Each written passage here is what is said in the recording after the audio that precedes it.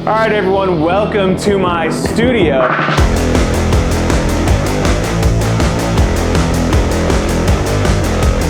It is a loft, it is above a garage. Right on the other side of this wall is our living room and our kitchen.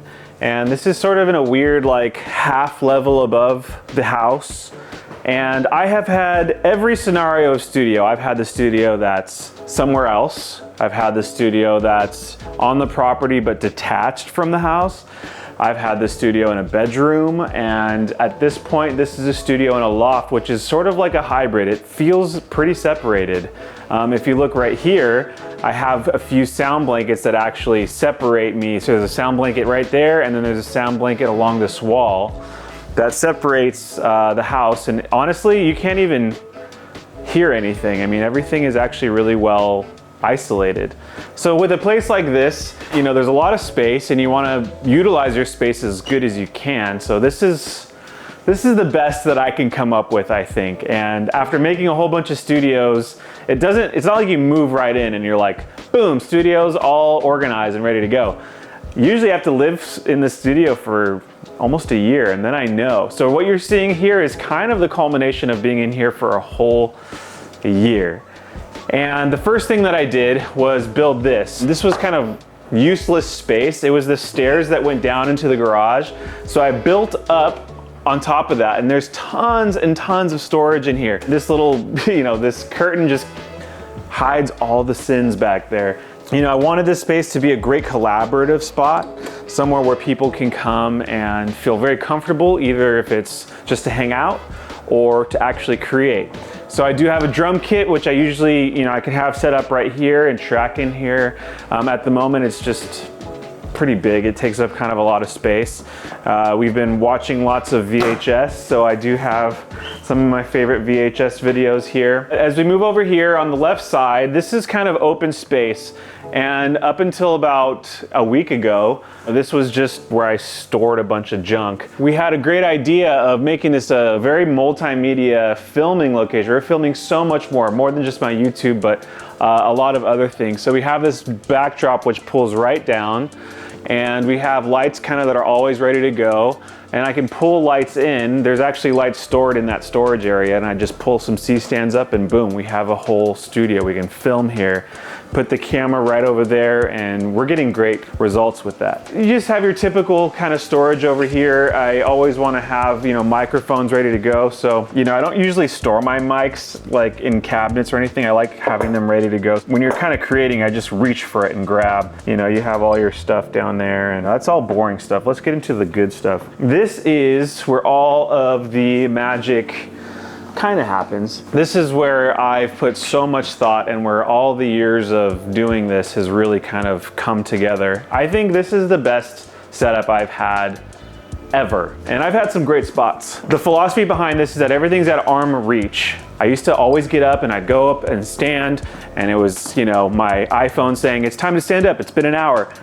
All that is kind of out the window at the moment. I want to reach for things. So I have my computer here, I'm running the Mac Studio.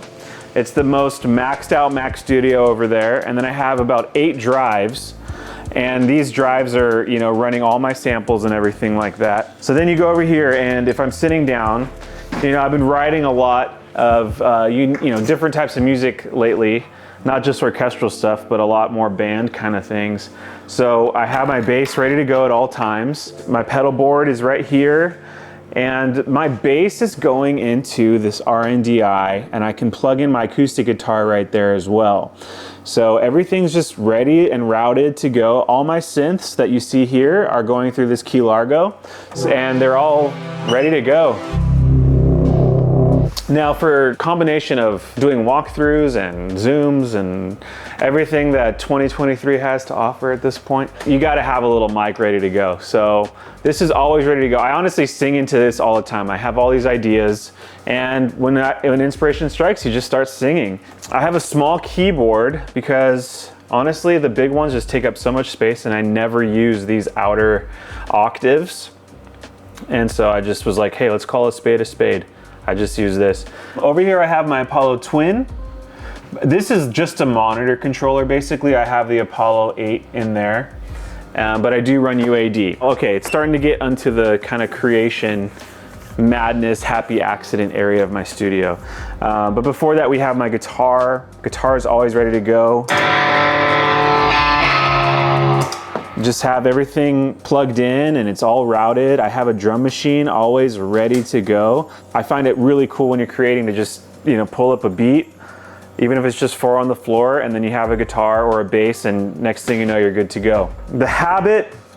This is one of the coolest things that I've ever kind of put together. I love, I don't know if you noticed, but there's some hair ties here. Shout out to my wife and Renegade Royals. I always have hair ties at my disposal, but this is holding up the Habit, and I have the H6 going into the Habit, and there's just sampling madness that you can do with this. Usually I'll sing into it. But you can do any instrument, of course. I have my Eurorack at arm's reach, always ready to go. This is really fun. I'm going to be flipping all of these modules around in an upcoming video, but I love having it already at arm's reach, even upside down. It's pretty cool. This is like this kind of tape table. This is where you get to have a lot of fun. You bring the kind of new gear in with the old gear. So I do have this always ready to go. Let's see here. I have 2 channels going in, so I had a drum machine going in and a bass, and I was just kind of grooving along. You know, here's my Digitakt, always ready to go.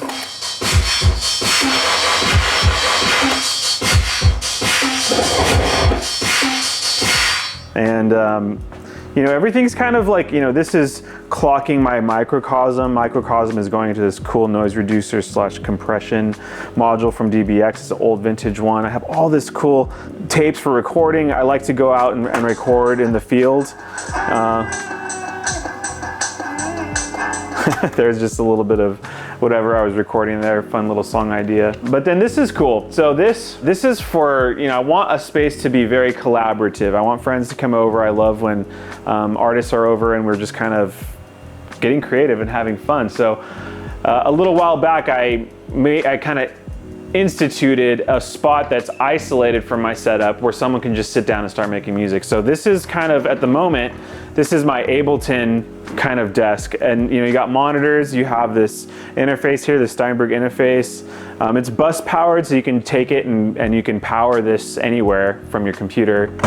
But you got synths ready to go, because you know, making that rave music. And then you have my 909 ready to go at all times. Just obviously the push is triggering whatever you load in Ableton. Everything that I've done, the whole mindset behind it all is just the freedom to create, the freedom to relax, the freedom to sit down on a couch and watch VHS, and just, you come up here and it's like a portal to another world. I never wanted to feel like you're in a house.